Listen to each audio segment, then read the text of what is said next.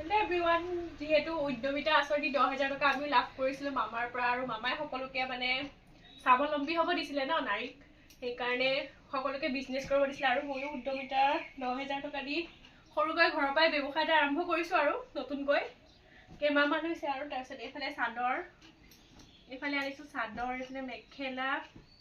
এইফালে কটনৰ চাদৰ আৰু এয়া কটনত গৰমত পিন্ধা কটনৰ জোৰা এইফালে আছে কটনৰ জোৰা আছে তাৰপিছত এইফালে আছে আমাৰ সকলোকে লাগে ন মাইকী মানুহৰ অতিকৈ জৰুৰী বস্তু নাইটি কেতিয়াবা নাইটি উঠাই থোৱা আছে তাৰপিছত গাৰুৱাৰ এইফালে আছে ব্লাউজ এইফালে আছে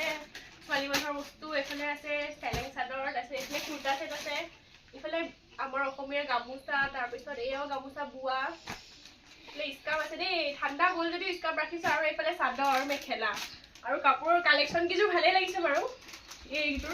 এইযোৰ আছে বটল গ্ৰীনত এইফালে এইযোৰ আছে য়েলো কালাৰত এইযোৰ মিক্স পাটৰ যোৰা এইযোৰ মিক্স পাট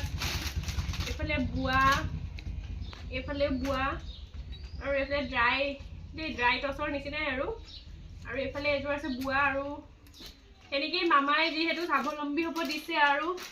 চেষ্টা কৰিছোঁ আৰু 10,000 টকাটোৰ লগত নিজেও দুপইচামান